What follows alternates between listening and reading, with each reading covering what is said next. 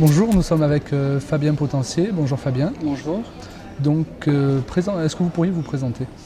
Alors je suis avant tout entrepreneur. J'ai créé une société qui s'appelle Sensio en 1998 autour des technologies Internet. C'est-à-dire qu'on agit sur tous les métiers du web, depuis le développement d'applications jusqu'à la création graphique, l'achat d'espace et le web marketing en général.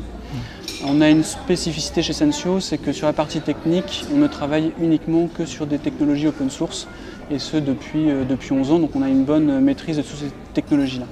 Vous êtes à l'origine du projet du framework Symfony, est-ce que vous pourriez nous en parler?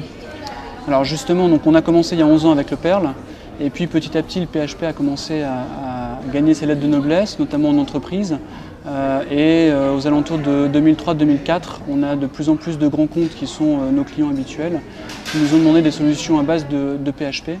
Et on a essayé d'industrialiser au maximum, on souhaitait en tout cas industrialiser au maximum les solutions qu'on pouvait leur délivrer.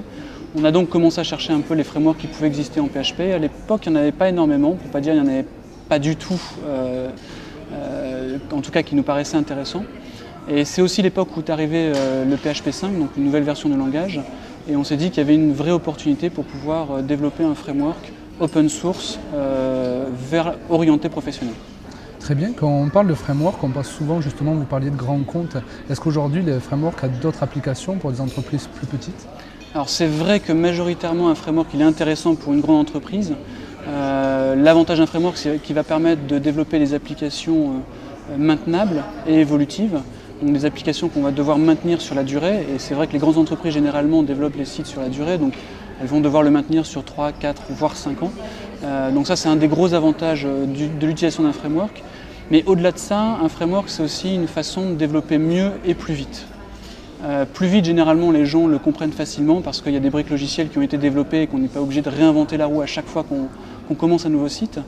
Mieux, c'est peut-être un peu moins évident, mais c'est un framework, c'est à la fois du code, mais c'est aussi beaucoup de bonnes pratiques.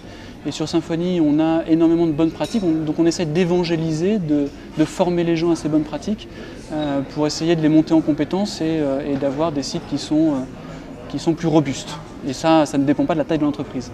D'accord. Est-ce que vous pourriez nous parler de votre projet avec Dailymotion? Alors, Dailymotion, donc on a commencé à travailler avec eux milieu de l'année dernière. C'est un site qui a déjà quelques années. Au fur et à mesure du temps, ils ont développé leur propre framework, en PHP bien évidemment. Et puis ils se sont vite rendus compte que développer leur propre framework, ça leur posait plein de problèmes. Un, parce qu'il fallait le maintenir, le faire évoluer, que ce n'était pas leur métier d'origine, ils n'avaient pas forcément envie de le faire.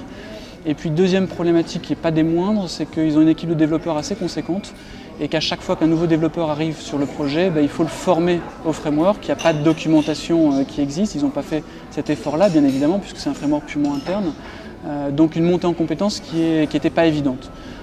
Donc ils se sont posé la question de pouvoir migrer sur un framework standard du marché, donc avec une communauté, avec de la documentation, avec un suivi et une maintenance, pour qu'ils puissent se concentrer sur leur cœur de métier et développer un applicatif par rapport à leur problématique.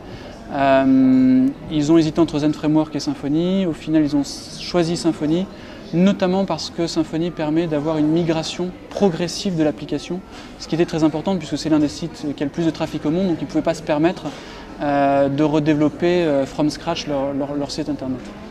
Très bien, merci beaucoup et j'espère que nous aurons l'occasion de pouvoir reparler de vos projets. J'espère également, merci. Au revoir.